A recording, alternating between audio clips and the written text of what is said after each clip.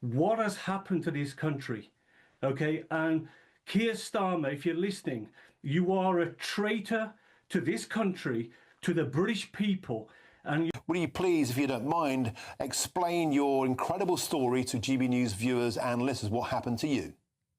Yeah, thank you, Martin, for having me, actually, and giving me this opportunity. I converted to Christianity in 1996. But I have to make clear, I'm born and raised in this country. So I'm first generation born to Pakistani immigrant parents in 1965, okay?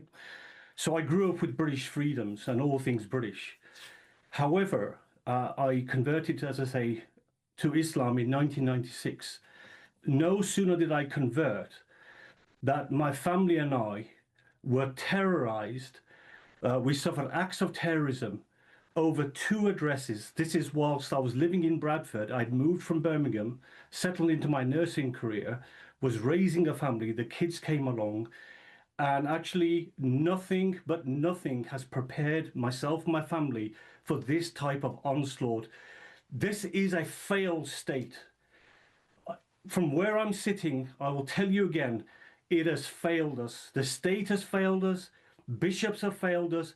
Justin Welby, 15 months before I was brutally attacked and almost killed, if it wasn't for the intervention of 2 Polish men, whilst I was getting in my car, being pummeled to death by pickaxe-wielding thugs, okay, for no other reason than converting to Christianity, my fundamental British right. What has happened to this country?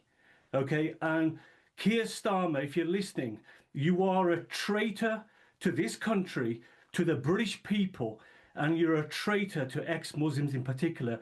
You've signed my death warrant, along with the police, Bradford Police, who vilified me, my family, for trying to protect my 4 daughters and my 2 sons, actually. I've done nothing wrong, okay, and it's just been survival, Martin. And may I add, actually, after 20 years of suffering, from 96, over 2 addresses, under the failed system of Bradford Police, okay, just like with the rape victims, these poor girls, rape jihad. Let's get this in perspective, okay? Who turned a willful blind eye, threatened parents with arrest for no other reason than lamenting for their daughter's safety. This is the current state of Britain.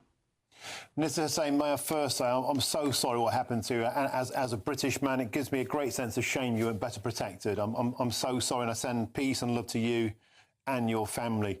Can we now turn, though, to the here and now? When you hear that's new and there's going to be an anti-Muslim SAR, anti-Muslim hate crime SAR put in place, and a definition of Islamophobia, are you fearful, actually, that could give protection to the kind of people who came after you? Absolutely. Look, this is deflection.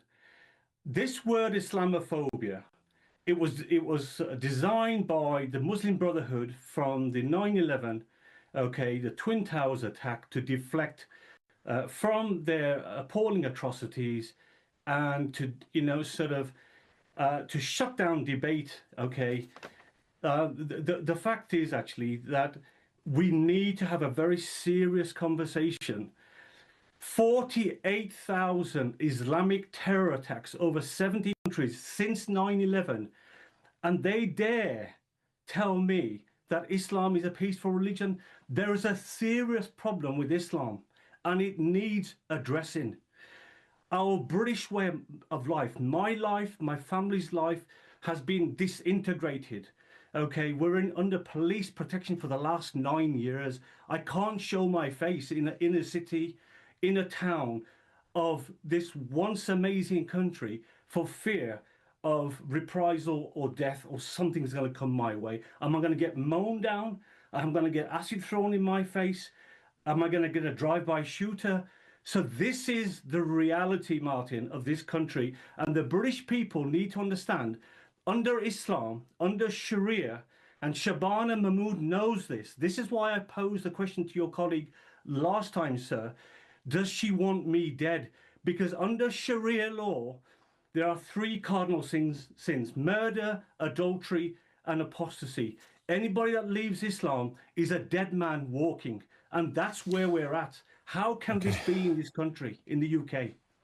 Nisser Hussain, once again, I'm so sorry what's happened to you, but thank you for having the bravery and the courtesy and giving us the time to tell your story on the show tonight. I sincerely appreciate that. Thanks for joining us on GB News, and please stay safe, and the same to your family. Nisser Hussain, thank you for your time. Thank you so much, Martin. Thank you. Pleasure.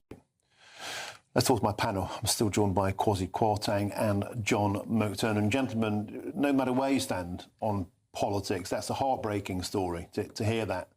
John McTernan, clearly, Nisser Hussain feels he's been abandoned by the establishment, an establishment which seems, let's be honest, to take the knee to the Muslim community all the time, and that's where we're at once again. So obviously a terrible case. He clearly feels failed by West Yorkshire Police, and he should have a police. Tap into thousands of tasty